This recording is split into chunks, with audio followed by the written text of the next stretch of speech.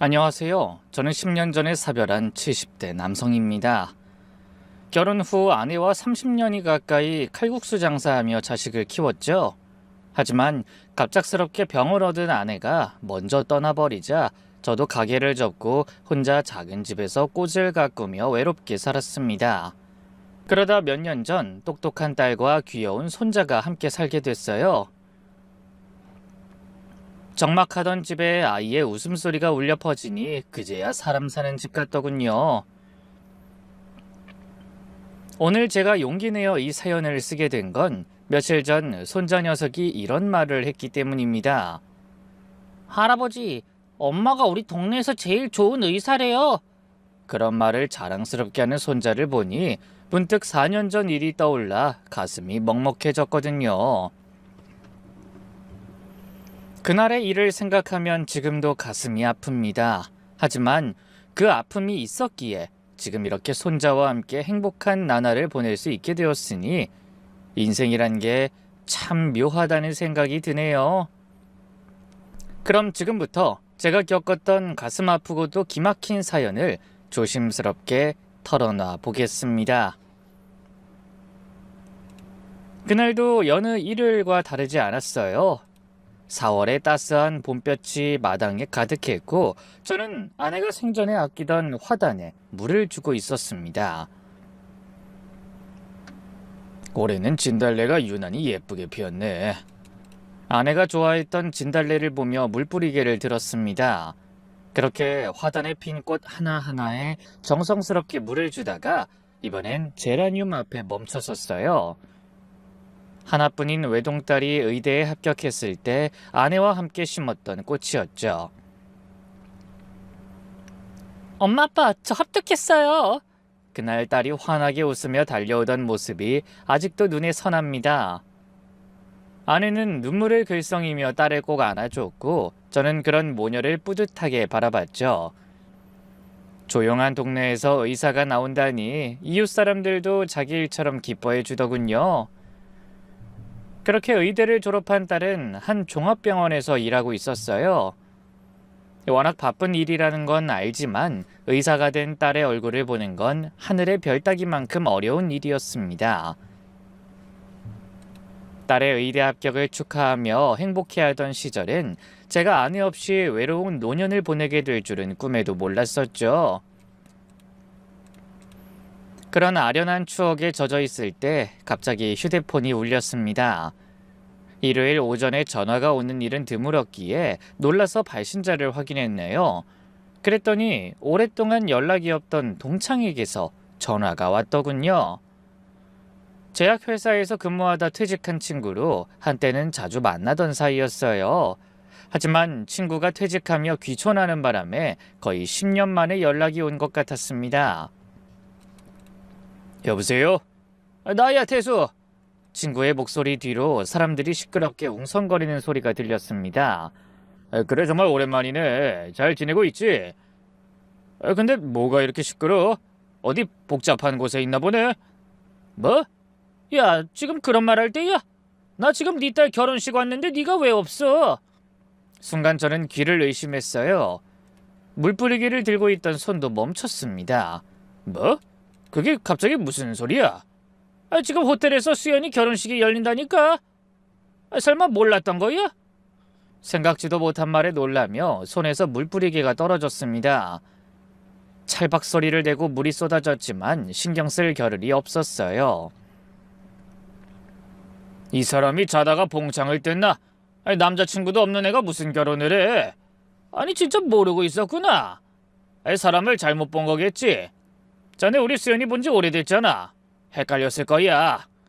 내가 이름도 확인했는데 무슨 소리야? 신부 이름 박수연. 내가 정확하게 확인했어. 그게 정말이야? 그래. 예전에 회사 다닐 때 거래처에 있던 병원장 아들이 결혼한다고 해서 왔어. 근데 신부가 수연이더라고. 처음엔 동명이인인가 했는데 사진 보니까 분명히 네 딸 수연이야. 저는 갑자기 머릿속이 하얘졌습니다. 눈코 뜰 새 없이 바쁘다는 딸과 통화한 것도 한 달 전의 일이긴 했어요. 그때 딸은 병원 일이 너무 바빠서 당분간 집에 올 수가 없다고 저에게 건강 조심하라고 했었죠. 근데 아비한텐 연락도 없이 갑자기 결혼이라뇨? 태수야, 지금 어디라고 했지? 내가 문자로 호텔 이름이랑 위치 보내줄게. 택시 타고 빨리 와. 이제 신랑 입장 시작할 것 같아. 전화를 끊자마자 저는 집을 뛰쳐나갔습니다. 신발도 제대로 신지 못한 채 현관을 나서다 다시 돌아왔네요. 정말 딸의 결혼식이 열리는 거라면 그런 차림으로는 갈 수 없겠더라고요. 그래서 떨리는 손으로 옷장을 열었습니다. 가장 앞쪽에 아내가 살아있을 때 제 생일 선물로 사준 정장이 걸려 있었어요. 한 번도 입지 않고 보관만 하고 있던 새 옷이었죠. 여보, 나 이런 비싼 옷 필요 없어. 그냥 반품합시다. 무슨 소리예요? 이제 우리 딸 결혼한다고 하면 좋은 옷 필요한 일이 얼마나 많겠어요. 상견례에도 입어야죠. 결혼식에도 입어야죠. 우리가 대충 허름하게 입고 다니면 그게 다 수연이 얼굴에 먹칠하는 거예요. 그런 아내의 말이 귓가에 맴돌았습니다. 하지만 정말 그 정장을 그런 식으로 입게 될 줄은 몰랐어요. 그토록 다급하게 딸의 결혼식에 가게 될 줄도 몰랐고요. 아내에게는 싫다고 했지만 그 근사한 옷을 입고 신부 입장에 함께할 상상을 하며 흐뭇하게 웃던 날도 있었네요. 그런 생각을 하니 갑자기 코끝이 찡해지며 먼저 떠난 아내가 너무나 그리웠습니다. 하지만 계속 감상에 젖어 있을 순 없었어요. 친구의 말대로라면 이미 딸의 결혼식이 시작됐을 테니 서둘러야 했네요. 그래서 얼른 옷을 갈아입고 거울 앞에 섰습니다. 미리 아무런 준비도 하지 못해 염색도 하지 못한 탓에 몰골이 말이 아니었어요. 하얗게 샌 머리, 주름진 얼굴, 언제 이렇게 늙었나 싶더라고요. 잠시 후 택시를 타고 호텔로 향하는 내내 딸과의 추억이 주마등처럼 스쳐갔습니다. 아빠, 저 드디어 의사 됐어요.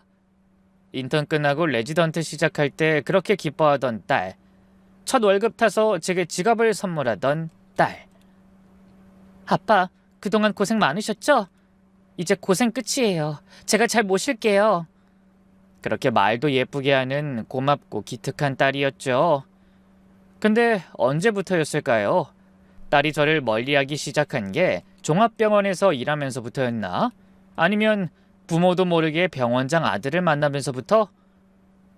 아무것도 알 수 없어 갑갑한 마음이 시계를 보며 더욱 조급해졌습니다. 기사님, 좀 더 빨리 가주실 수 있을까요? 네, 손님. 일요일인데도 길이 많이 막히네요. 최대한 빨리 가보겠습니다. 창밖으로 한강이 보였습니다. 봄날의 한강은 참 아름다웠지만 제 마음은 그저 답답하기만 하더군요. 호텔에 도착했을 땐 이미 결혼식이 마무리 단계였습니다. 로비에서부터 신랑 강진우, 신부 박수연이라고 적힌 안내판이 보였죠. 정말로 제 딸의 결혼식이 맞더라고요. 예식홀로 가는 발걸음이 천근만근이었습니다. 음악 소리가 들리는 홀의 문을 열고 들어가니 화려한 조명 아래 수백 명의 하객들이 앉아 있었어요. 그리고 맨 앞 단상에는 제 딸이 웨딩드레스를 입고 서 있었네요. 아내를 빼닮아 너무나 아름다웠습니다. 옆에는 턱시도를 입은 신랑의 모습도 보였죠. 저는 맨 뒷 빈자리에 조용히 앉았습니다. 아무도 저를 알아보는 사람이 없었어요. 당연하겠죠. 신부 아버지가 식이 한창 진행된 후에 나타나 하객석에 앉아 있을 거라고는 아무도 생각하지 못할 테니까요. 그때 사회자가 말했습니다. 이제 양가 부모님께 감사 인사를 드리겠습니다. 신랑 측 부모님이 일어나 인사를 받았습니다. 병원장이라는 시아버지는 위험 있어 보였고 시어머니는 화려하고 고운 한복을 입고 있더군요. 그런데 신부 측은 부모님이 모두 안 계신 관계로 인사는 생략하도록 하겠습니다. 순간 귀를 의심했습니다. 안 계시다뇨? 제가 이렇게 멀쩡히 살아있는데? 사회자의 말에 딸의 표정이 굳어지는 게 보였죠. 하지만 이내 다시 미소를 지으며 하객들에게 인사하더군요. 그때 제 옆자리에 누군가 앉았습니다. 30대 정도로 보이는 남자였는데 불편한 듯 넥타이를 계속 만지작거리며 말했죠. 아저씨도 알바 오신 거예요? 네? 저도 알바로 왔거든요. 하객수 채우는 알바요. 얼마 받기로 하셨어요? 저는 남자의 말을 이해할 수 없었습니다. 알바라뇨? 무슨 말씀이신지. 신부가 하객을 거의 안 부르고 그냥 신랑 부모님이 알바를 썼잖아요. 평범한 집안이랑 사돈 맺기 싫다고 결혼을 반대했다고 하던데요. 그래도 어쩔 수 없이 허락한 것 같은데 대신 신부 측 하객을 못 부르게 했나 봐요. 신랑 집이 어마어마하게 재력이 있다나?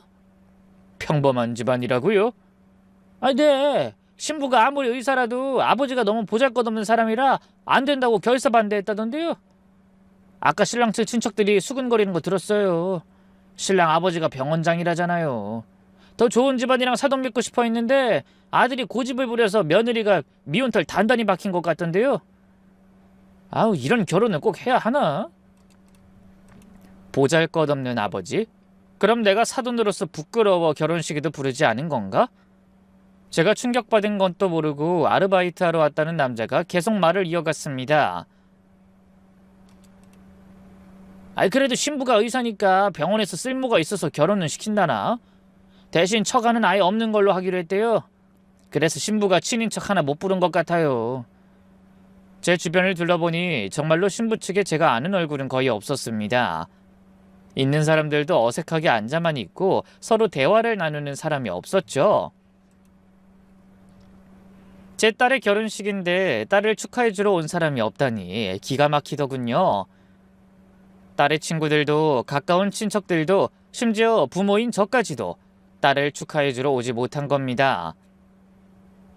그렇게 충격으로 이런저런 생각에 빠져 있을 때 식은 벌써 끝을 향해 달려가고 있었습니다.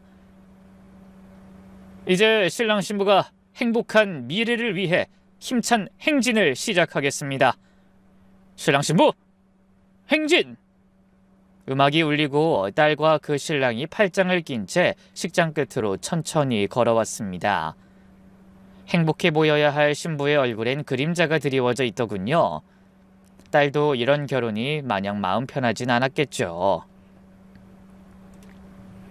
그 모습을 본 저는 자리에서 일어났습니다. 더는 가만히 앉아만 있을 수가 없었어요. 딸에게 다가가 한마디라도 해야겠다고 생각했거든요. 하지만 행진이 끝나자 저는 발걸음을 멈출 수밖에 없었습니다. 딸이 저를 발견하고 눈을 커다랗게 뜬 채 얼음처럼 굳어있더라고요. 그 눈빛을 저는 평생 잊을 수 없을 것 같습니다. 놀라움과 슬픔, 그리고 죄책감이 뒤섞인 그 눈빛을요. 딸이 입을 달싹이며 아빠라고 부르는 게 보였습니다. 하지만 소리를 내진 못하더군요.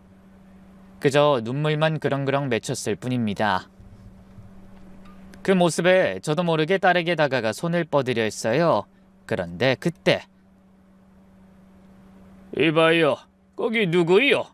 낮고 위험 있는 목소리가 제 발걸음을 멈추게 했습니다. 그 목소리의 주인공은 단상에 있던 신랑의 아버지, 바로 결혼을 반대한 문제의 병원장이었습니다. 남자는 날카로운 눈빛으로 절 쏘아보고 있었죠. 키가 크고 다부진 체구에 고급 양복을 입은 그의 모습은 확실히 고압적이었습니다. 저는 말을 꺼내려는 순간 딸이 황급히 저에게 다가왔습니다. 웨딩드레스 자락을 잡고 뛰다시피 해서 왔는데 그 모습이 어찌나 안쓰러운지요. 아빠! 딸이 작은 목소리로 저를 불렀습니다. 그 순간 식장 안의 모든 시선이 저희 부녀에게 쏠렸네요. 웅성거리는 소리도 들렸죠. 아버지라고? 신부 아버지가 왜 이제 왔어? 아까 신부는 부모님이 전부 안 계신다고 하지 않았어? 살아있는데 초대를 안 했나 봐. 뭔가 사정이 있나 보지. 그때 딸의 시아버지가 큰 걸음으로 저희에게 다가왔습니다. 표정은 잔뜩 굳어있고 눈빛은 차가웠네요. 당신이 수연이 아버지라고요? 네, 저는 수연이 아비 박정호입니다. 제가 대답하자 상대의 표정이 더욱 일그러졌습니다. 마치 귀찮은 일이 생겼다는 듯한 표정이었죠.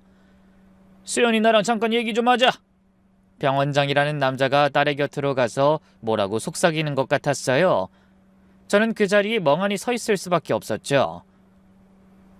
그날에서야 처음 얼굴을 본 사위는 어쩔 줄 몰라 하며 저와 자기 아버지를 번갈아 쳐다보고 있었습니다. 잠시 후 딸의 시아버지가 저에게 다가오더군요. 박 선생님, 잠깐 밖에서 이야기 좀 하시죠. 저는 그를 따라 식장 밖으로 나갔습니다.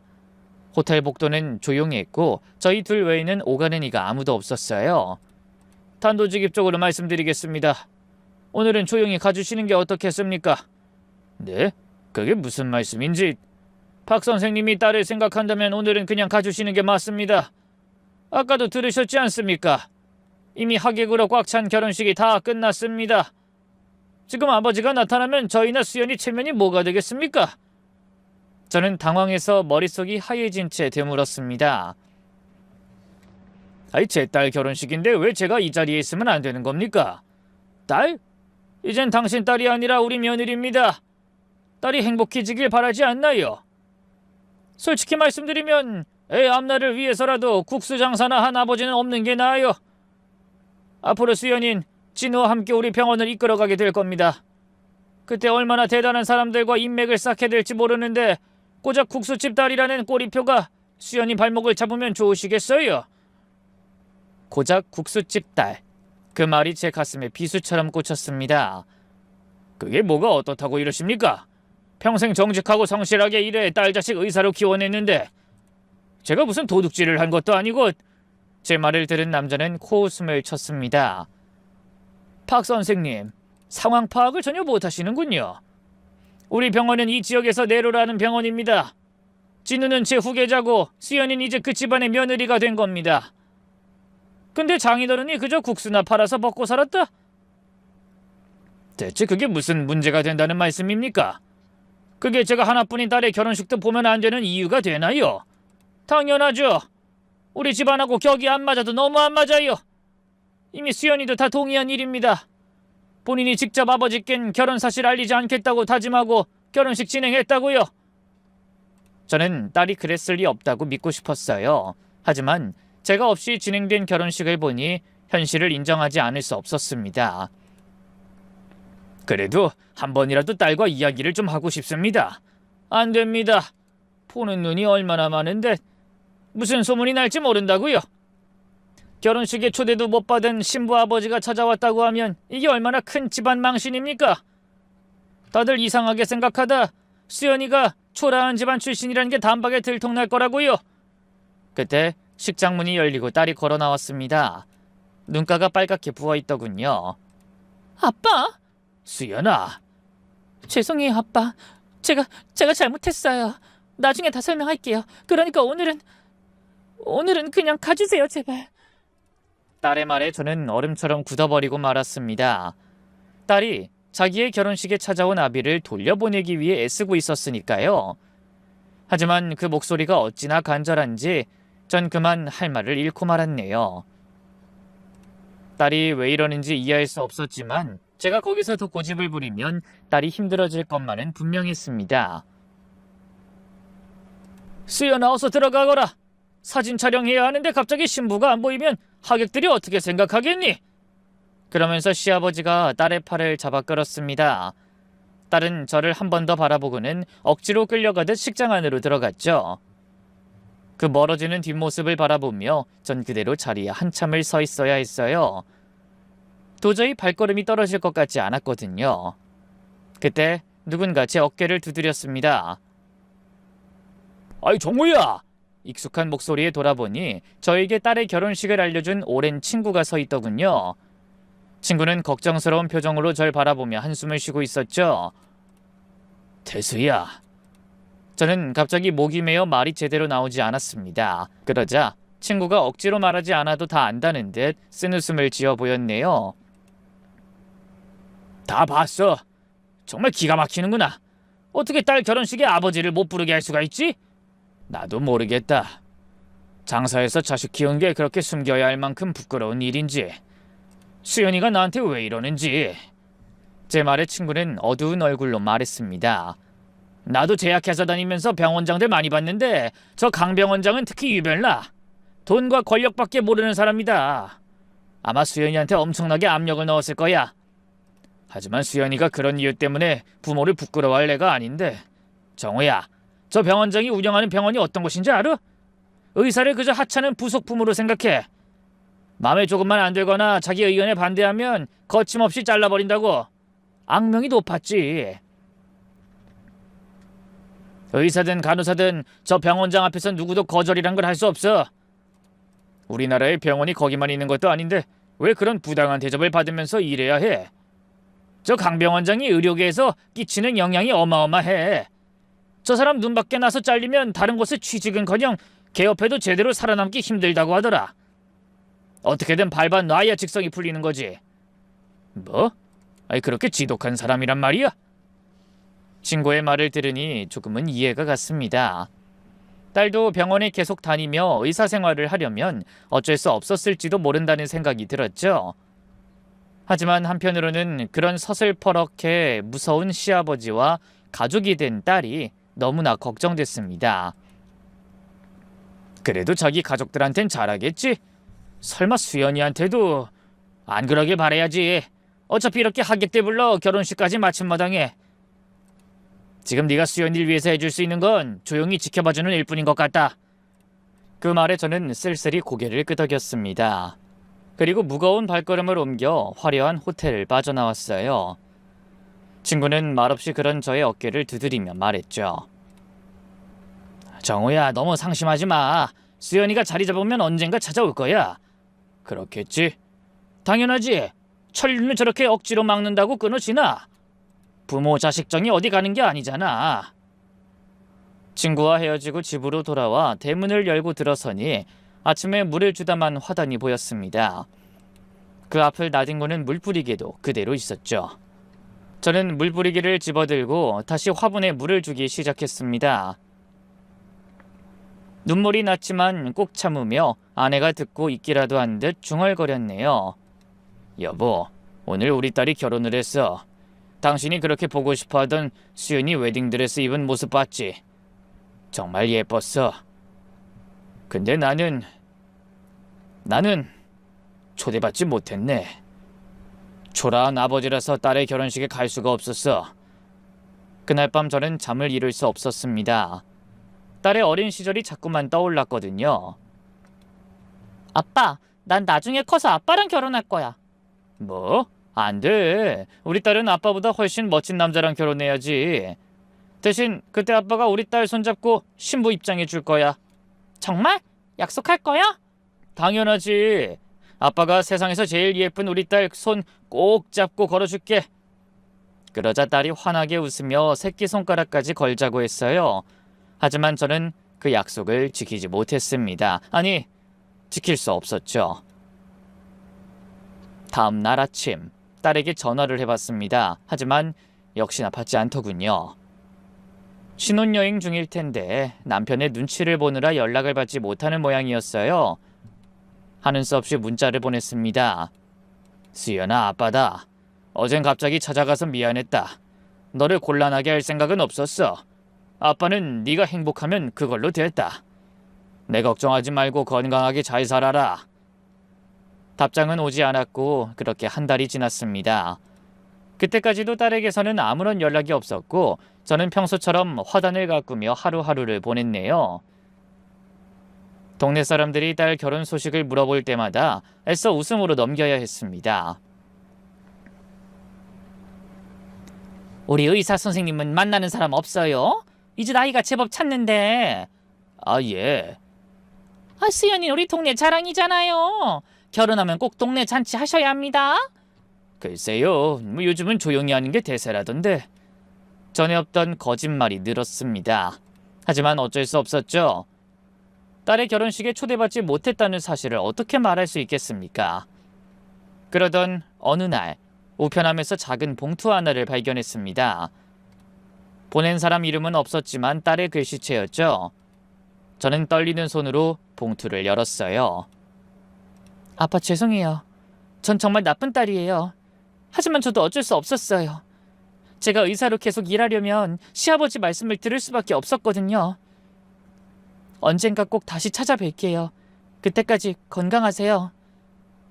편지와 함께 묵직한 현금이 들어있었습니다. 저는 그 돈을 다시 봉투에 넣어 서랍장 깊숙한 곳에 넣었어요. 딸이 기쁜 마음으로 준 용돈이 아니라 죄책감으로 번복된 돈 같아서 도저히 쓸 수가 없더라고요. 그렇게 시간이 흘렀습니다. 계절이 바뀌고 화단의 꽃들도 시들었다가 다시 피길 반복했죠. 딸의 소식은 결혼식에서 만났던 친구를 통해 가끔 전해 들었습니다. 그 친구가 일부러 제약회사 후배들에게 딸의 안부를 묻는 것 같았어요. 그 덕에 병원에서 잘 지내고 실력을 인정받고 있다는 소식을 들을 수 있었죠. 하지만 단 한 번도 절 찾아오진 않았습니다. 명절에도, 제 생일에도, 심지어 아내의 기일에도요. 그렇게 1년이라는 시간이 흘렀습니다. 그러던 어느 날 평범한 주말 아침이었어요. 저는 여느 때처럼 동네 산책을 하고 있었습니다. 박정호 어르신! 누군가 절 부르는 소리에 돌아보니 낯선 여자가 한 명 서 있었습니다. 40대 초반으로 보였는데 단정한 차림새에 지적인 인상을 주는 사람이었죠. 저는 의아한 마음에 물었습니다. 저를 아시나요? 안녕하세요. 저는 윤서영이라고 합니다. 혹시 박수연 씨 아버님 맞으신가요? 상대의 입에서 딸의 이름이 나오자 누군지도 모르면서 그저 반가운 마음이 들었습니다. 네, 맞습니다. 제가 수연이 애비입니다. 근데 무슨 일로... 저 놀라지 말고 들어주세요. 저는 박수연 선생님과 결혼한 강진우의 전처입니다. 순간 저는 할 말을 잃었습니다. 전처라니... 그렇다면 딸이 결혼한 남자가 초혼이 아니었다는 말이었네요. 상대는 눈을 크게 뜨고 놀라는 절 보더니 예상했다는 듯 이렇게 말했어요. 역시 강진우한테 이혼 전력이 있다는 건 모르셨군요. 잠깐 커피라도 한잔 하시면서 이야기할 수 있을까요? 드릴 말씀이 있어서요. 그래서 저는 어안이 벙벙한 채로 여자를 따라 근처 카페로 갔습니다. 조용한 구석자리에 앉아 여자가 한숨을 쉬며 먼저 말을 꺼냈어요. 먼저 이렇게 놀라게 해드린 점 사과드릴게요. 저도 어르신을 만나는 게 맞는 건지 갈등과 고민이 많았습니다. 하지만 더 이상은 두고 볼 수가 없어서요. 박수연 선생님이 위험하다는 걸 알려드려야 할 것 같아서 왔습니다. 위험하다니 그게 무슨 말씀인지... 강진우와 저는 3년 전에 이혼했습니다. 아니, 정확히는 쫓겨났다고 해야겠죠. 전 원래 강원장의 종합병원에서 간호사로 근무하고 있었어요. 그러다 아이가 생겨 강진우와 결혼했죠. 그래도 박수연 선생님은 의사라는 이유로 대외적으로 알리고 결혼식도 치러준 것 같더군요. 하지만 전 출신이 볼품없다며 그런 것도 없이 그냥 혼인신고만 하라고 했어요. 아니, 어떻게 사람을 그렇게 함부로... 모르시나 본데 그 인간은 그러고도 남는 사람이에요. 결혼도 제가 아이를 가졌으니 어쩔 수 없이 시킨 거죠. 원래 만나는 것도 비밀로 했었기 때문에. 강진우와 제가 결혼했었다는 사실을 병원 사람들은 아무도 모릅니다. 그렇게 어렵게 한 결혼이지만 강 원장이 얼마나 집요하게 괴롭히는지 전 도저히 버텨낼 수가 없었어요. 그래서 만삭을 앞두고 아이까지 잃었습니다. 말을 이어가던 여자의 눈가가 붉어졌습니다. 그랬더니 강 원장은 기다렸다는 듯이 절 내쫓았어요. 그 집안에서 있었던 모든 일을 함구하지 않으면 제 친정 형제들까지 가만두지 않겠다고 협박했죠. 뭐라고요? 아니, 남편은 뭘 하고 있었길래... 강진우 그 인간은 그냥 아버지 꼭두각시예요. 자기 혼자서는 아무것도 할 수 없는 나약한 인간입니다. 그게 사실인가요? 네. 그러면서도 자기가 원하는 여자와는 꼭 결혼하고 싶어 했어요. 그래서 시끄러운 소문 나길 원하지 않던 강 원장이 억지로 결혼시켜놓고 저만 괴롭히더군요. 그래도 처음엔 남편이 잘해주기도 했어요. 하지만 그 남자 신혼 6개월이 지나니 태도가 차갑게 식더라고요. 아니, 반대를 무릅쓰고 결혼해놓고요? 흥미가 떨어진 거죠. 그 뒤론 시아버지가 절 꼴보기 싫어하니 본인도 돌변해서 절 방치하고 없는 집안 출신이라며 무시했어요. 여자가 커피를 한 모금 마시고 계속 말했습니다. 이혼할 때도 위자료는커녕 오히려 제가 부정한 여자라고 주장했어요. 임신한 아이가 남편의 아이가 아니었다고. 문란하게 지내다 다른 남자의 아이를 가지고 강진우의 아이로 거짓말해 결혼한 거라고요. 그래서 저는 아이도 명예도 다 잃었습니다. 저는 여자의 이야기를 들으며 불안감이 커졌습니다. 제 딸도 그런 일을 당할 수 있다는 생각에 가슴이 철렁했죠. 근데 왜 지금 절 찾아오신 건가요? 그 얘기를 해주러 오신 건가요? 최근에 그 병원 동료였던 간호사한테 들었는데 박수연 선생님도 임신하셨다더군요. 네? 우리 수연이가 임신을요?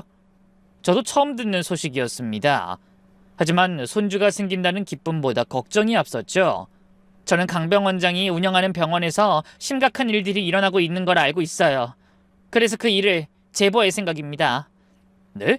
아니, 심각한 일이라뇨? 의료사고 은폐, 환자 대상 과잉 진료, 제약사 리베이트, 보험 사기까지. 제가 있을 때도 의심스러운 일들이 많았는데 최근엔 더 심해졌다고 들었어요. 그러더니 여자가 깊은 한숨을 쉬며 말했습니다. 이대로 그냥 바로 검찰에 갈 수도 있었지만 박수연 선생님이 임신했다는 말이 마음에 걸려서 찾아왔습니다. 박 선생님도 그 병원에서 일하시니까 자칫 억울하게 연루될 수도 있을 것 같아서요. 네? 우리 수연이가요?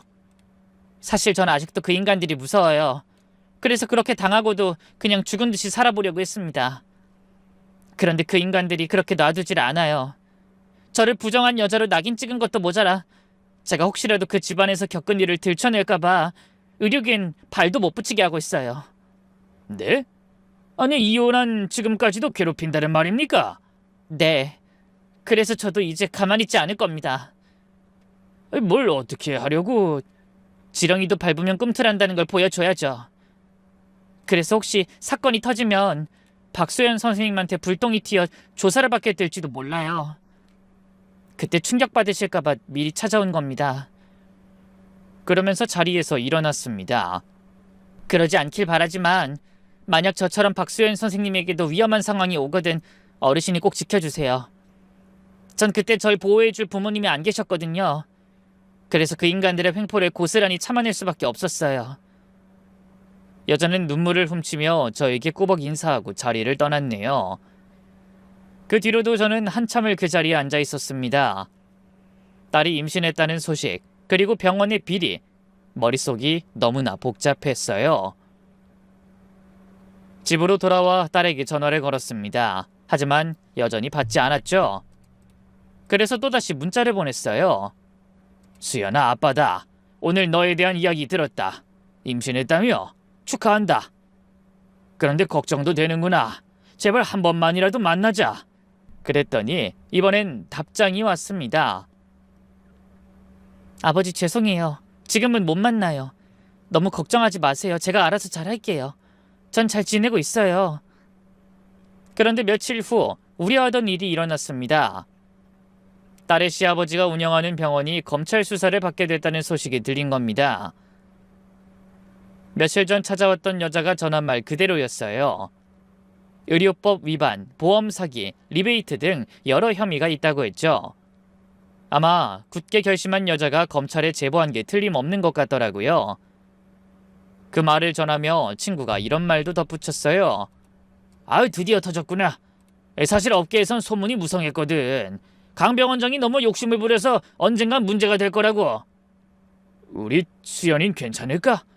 글쎄, 수연이가 직접 연루됐을 가능성은 적지만 그래도 그 병원 의사니까 조사는 받을 거야. 거기다 병원장 며느리니. 친구는 말을 아꼈지만 저는 불안한 마음에 며칠간 잠을 이룰 수 없었습니다. 그런데 얼마 후 딸에게서 전화가 왔죠. 1년 만에 듣는 목소리였죠. 아빠? 딸은 두려움에 떨며 울먹이고 있었습니다. 수연아, 괜찮니? 소식 들었다. 아빠, 저 어떡해요? 시아버지가 구속됐어요. 그리고 저도 조사받아야 하나 봐요. 침착해라. 네가 잘못한 게 없으면 괜찮을 거야. 하지만 제 이름으로 된 서류들이 있어요. 전 그런 거 모르는데 시아버지가 마음대로 절 이용한 것 같아요. 딸의 목소린 점점 더 떨렸습니다. 그리고 진우 씨는 저한테 모든 책임을 떠넘기려고 해요. 자기는 모르는 일이라고, 다 제가 한 일이라고요. 뭐? 그게 무슨 소리야? 검찰 조사에서 그렇게 말한 것 같아요. 제가 야망이 커서 시아버지랑 짜고 모든 일을 계획했고 자기는 모르는 일이라고요. 아이까지 있는데 어떻게 이럴 수가 있어요? 너무 무서워요. 결국 딸은 울음을 터뜨렸습니다. 저는 전화기를 꽉 쥐고 우는 딸을 달랬죠. 수연아, 지금 어디 있니? 아빠가 갈게. 아니에요, 오지 마세요. 시댁 식구들이 다 저를 감시하고 있어요. 어디 도망이라도 칠까봐 그러는 것 같아요. 그래서 잠시도 나올 수가 없는 거야? 네. 그리고 진우 씨가 제 여권이랑 중요한 서류도 다 가져갔어요. 이제 전 이 집 밖으로 한 걸음도 나갈 수 없을 거예요. 상황이 생각보다 심각했습니다. 딸은 거의 감금 상태나 다름없었죠. 다음 날 저는 변호사를 찾아갔습니다. 동네에서 오래 일한 믿을 만한 분이었죠.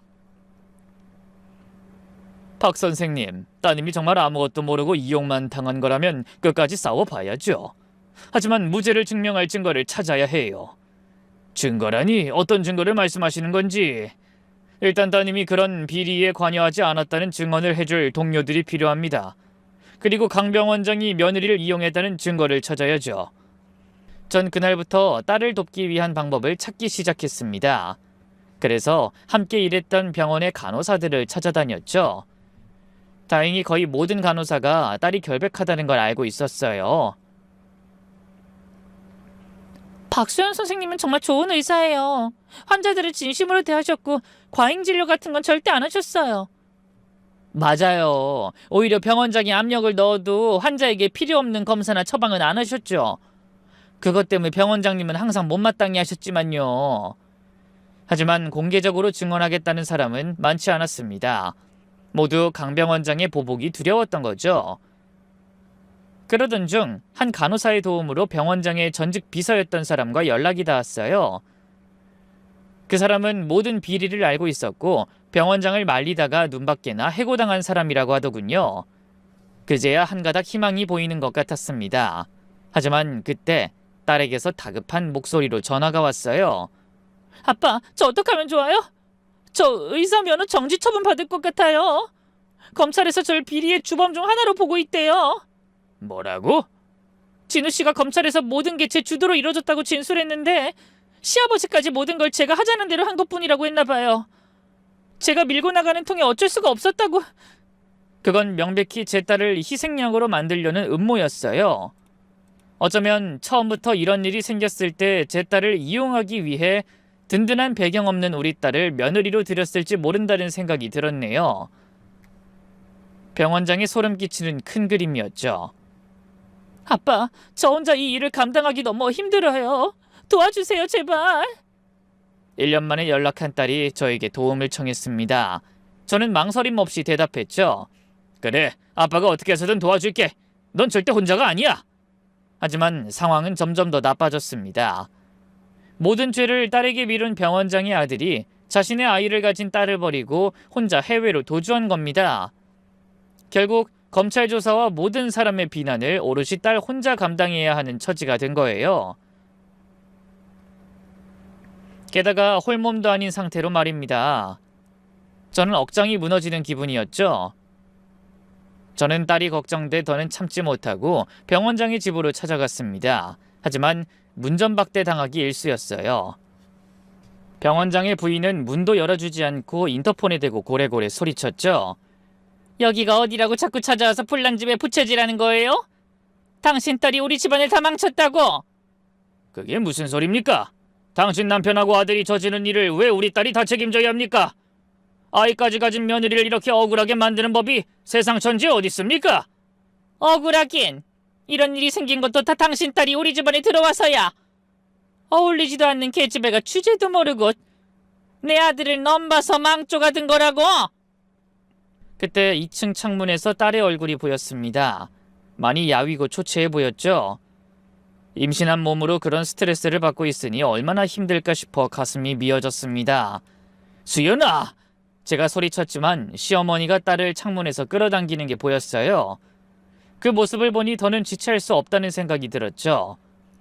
그래서 서둘러 약속을 잡고 병원장의 전 비서를 만나러 갔습니다. 다행히 그 사람이 딸의 결백을 증명할 중요한 증언을 해주겠다고 했어요. 박소연 선생님은 완전히 이용당한 겁니다. 강병 원장이 며느리가 모든 일을 주도한 것처럼 꾸미는 걸 여러 번 봤어요. 오히려 박 선생님은 항상 과잉 진료를 반대하고 리베이트에 대해서도 전혀 모르고 있었어요. 그걸 증언해 주실 수 있습니까? 네, 저도 그 인간한테 당한 게 많아요. 그동안은 무서워서 숨어 지냈지만 언제까지 이렇게 있을 순 없어요. 이번 기회에 그 인간이 제대로 벌받게 하고 저도 마음 편히 살고 싶네요. 희망이 보이는 순간이었습니다. 증언이 확보되자 병원의 간호사들도 용기를 내어 탄원서에 서명해 주더군요. 그래서 변호사가 검찰에 탄원서를 제출했어요. 그런데 며칠 후 깜짝 놀랄 전화를 받게 됐습니다. 집안이 어수선한 틈을 타 딸의 집에서 일하는 도우미가 연락한 거예요.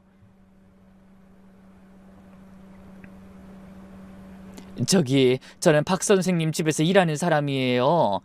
친정아버지가 아셔야 할 것 같았어요. 오늘 아침에 박 선생님이 병원에 실려가셨어요. 조산 위험이 있다는 것 같은데. 네? 뭐라고요? 어느 병원입니까?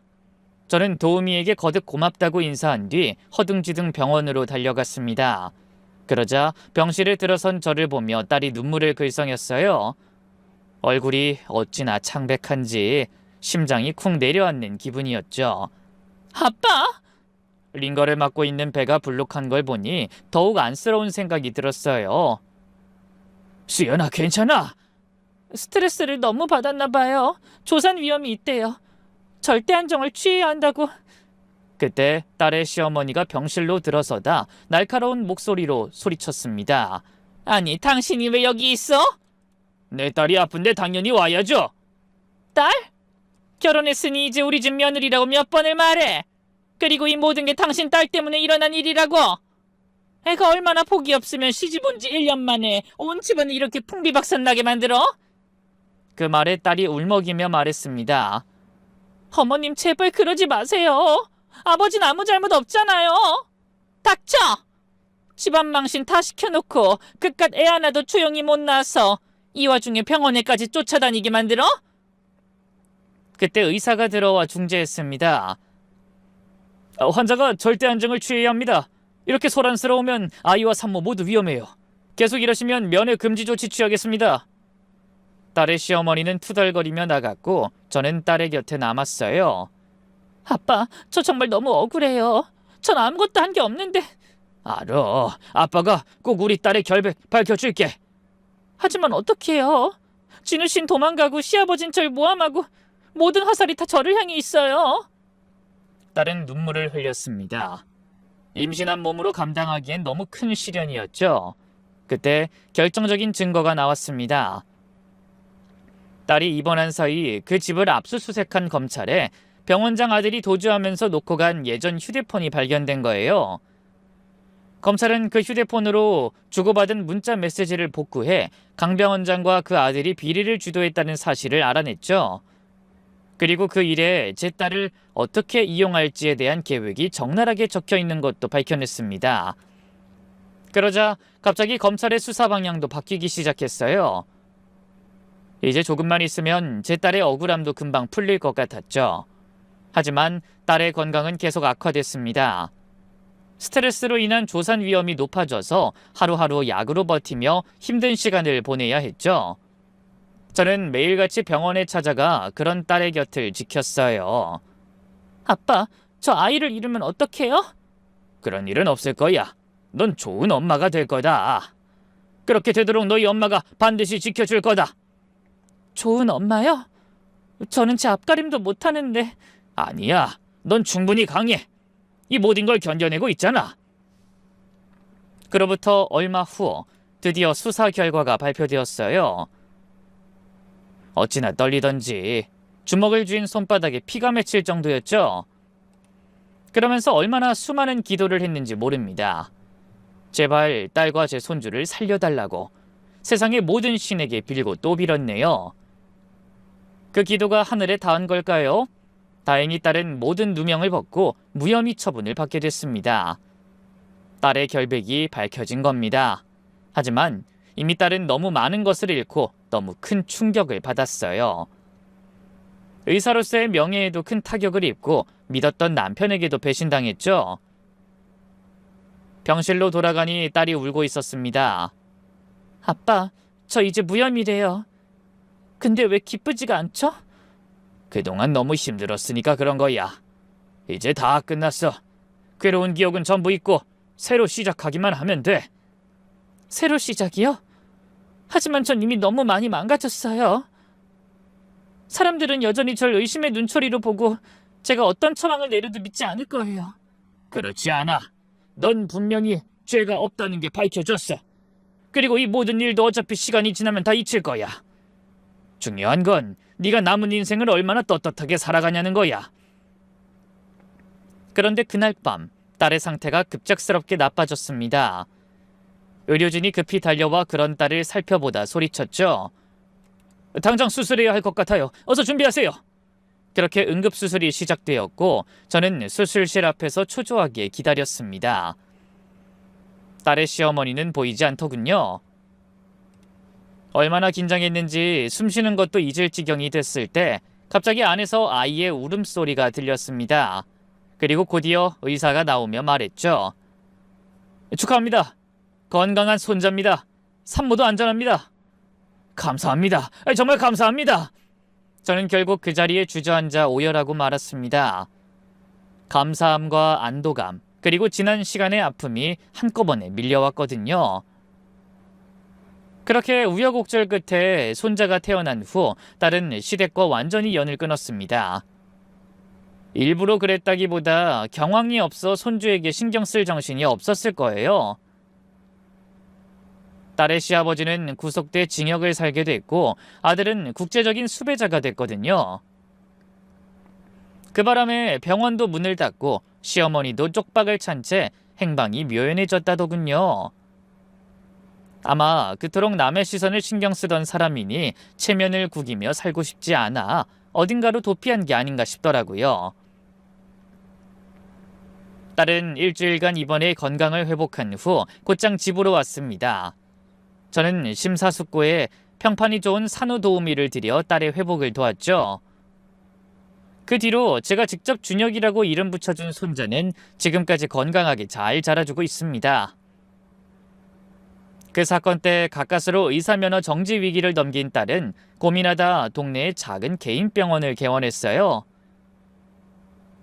전 시아버지의 병원은 폐업했고 업계에 퍼진 소문 탓에 다른 큰 병원에서도 채용을 꺼렸거든요. 그때 딸은 고민이 참 많아 보였습니다. 아빠, 저 이제 의사생활 못할 것 같아요. 어느 병원도 절 받아주질 않아요.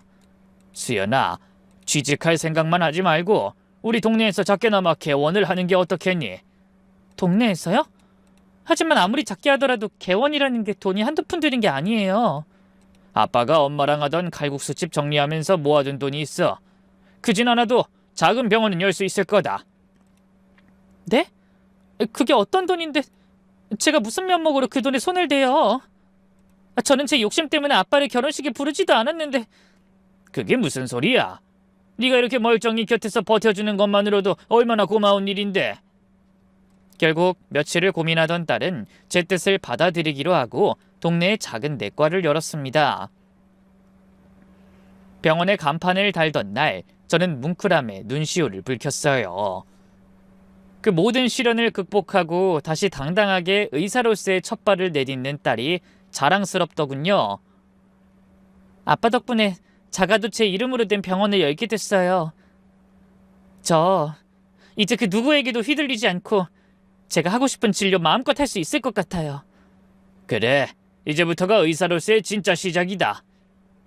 저와 딸은 손을 맞잡고 감격에 겨워 눈물을 흘렸습니다. 그 후로 딸은 진료에 매진하고 그 사이 제가 손자를 키웠죠. 우리 준혁이 할아버지랑 공원 갈까? 오늘은 날씨가 좋네. 그러고는 아이를 유모차에 태워 동네를 돌며 이야기도 하고 마트에 가서 장을 보기도 하며 무료한 노년의 활기를 되찾게 됐습니다. 손자는 제 엄마를 닮아 똑똑하고 외할머니를 닮아 순하고 착한 아이였죠. 그런데 손주가 3살 되던 해 갑작스러운 소식이 전해졌어요. 딸을 그토록 괴롭히고 절 무시하던 전 시아버지가 죗값을 치르던 중 뇌졸중으로 세상을 떠났다는 겁니다. 하나뿐인 아들은 도피했고 마누라는 행방불명이라 면회오는 가족 한 명이 없이 외로운 최후를 맞았다고 하더군요. 그 소식을 들으니 인생이 참 허망하고 한치 앞을 알 수 없다는 생각이 들었어요. 짧다면 짧은 인생을 살면서 뭐가 그렇게 욕심나 남들에게 못할 짓을 하다 떠나는지 그 어리석음에 안타까운 생각까지 들었네요. 모든 문제의 원흉이던 강 원장이 세상을 떠난 후 평화롭게 시간은 흘러갔습니다. 그리고 손자가 5살이 되던 해 동네에 작은 사건이 있었어요. 독거노인이 쓰러져 며칠 동안 발견되지 못했던 것이죠. 다행히 목숨은 건졌지만 딸은 그 말을 듣고 너무나 마음 아파했습니다. 아빠, 우리 동네 어르신들을 위해 제가 뭔가 더 해야 할 것 같아요. 그래서 시작한 것이 찾아가는 의료 서비스였습니다. 일주일에 한 번 거동이 불편한 어르신들 댁을 직접 방문해 진료하는 것이었죠. 왕진하는 동안에는 병원에 오는 환자를 볼 수 없고 오가며 시간도 많이 빼앗기니 수입 면에서는 말도 안 되는 손실이었어요. 하지만 딸은 그런 것보다 거동이 불편한 분들에게 조금이라도 도움이 되고 싶다고 했죠. 그래서 병원을 왕진 참여기관으로 등록해 열심히 환자들을 찾아다니고 있습니다.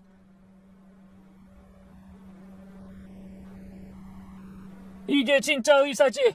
돈만 밝히는 것들과는 다르네. 어르신들의 칭찬에 딸은 보람을 느꼈죠. 비록 큰 돈을 벌진 못했지만 진정한 의사로서의 삶을 살게 된 겁니다. 그러던 어느 날 손주가 유치원에서 돌아와 이렇게 소리쳤어요. 할아버지, 동네 사람들이 우리 엄마가 최고의 의사래요. 그래? 누가 그랬어? 마트 아줌마도 버스 아저씨도 다들 그래요. 우리 엄마가 천사 같대요. 그래. 할아버지도 네 엄마가 세상에서 가장 훌륭한 의사라고 생각한단다. 정말요? 왜요? 네 엄만 돈이나 명예가 아니라 사람을 위해 일하거든. 그게 진짜 의사야. 그럼 저도 나중에 엄마처럼 진짜 의사 할래요. 그래. 우리 준혁이는 할 수 있을 거야. 할아버지가 응원할게. 손주는 저와 손바닥을 마주치며 환하게 웃었습니다. 저녁이 되어 딸이 퇴근했더군요. 오늘도 하루 종일 환자들을 보느라 피곤했을 텐데 엄마를 보고 환하게 달려가 안기는 손주를 번쩍 안아들었죠. 우리 준혁이 오늘 유치원에서 뭐 했어? 엄마, 나 오늘 그림 그렸어. 엄마가 할머니들 치료해주는 거. 손자가 그린 그림을 보며 우리는 함께 웃었습니다. 삐뚤빼뚤하지만 정성스럽게 그린 그림이었죠. 아빠, 오늘 병원 건너 반찬가게 아주머니가 떡을 해오셨어요. 늦은 시간까지 기다렸다 진료 봐주는 게 고맙다고요. 그래, 우리 딸이 동네 사람들한테 아주 인기가 많구나. 아비가 딸을 잘 둬서 이런 떡도 얻어먹네. 아니에요. 제가 환자분들한테서 배우는 게 더 많아요. 하루하루 열심히 사는 분들 보면서 사람이 어떻게 사는 게 바른 인생인지 조금씩 배우는 것 같거든요. 그런 딸의 말을 들으며 저는 열린 문틈 사이로 보이는 화단을 바라봤습니다. 그곳에는 내년에도 아내가 좋아하던 갖가지 꽃이 필 겁니다. 진달래도, 제라늄도, 그리고 새로 심은 해바라기도요. 아내가 살아있다면 이 모습을 보고 뭐라고 했을까요? 아마 참 잘했다며 제 어깨를 두드려 주지 않을까요? 그날 잠들기 전 저는 아내의 사진을 바라보며 중얼거렸습니다. 여보, 우리 딸 정말 잘 컸어. 당신이 하늘에서 지켜준 덕이라는 거 알아. 고마워. 난 앞으로도 저희들이 더 행복해지도록 여기서 계속 지켜주다가 내 손이 필요 없어지거든. 그때 당신 만나러 갈게. 저는 더 이상 초라한 아버지가 아닙니다. 딸을 지켜준 든든한 아버지고 손자를 사랑으로 키우는 자상한 할아버지죠. 그럼 여러분도 가족의 사랑으로 가슴 벅찬 하루 보내시길 바라며 저는 이만 인사드리겠습니다. 감사합니다.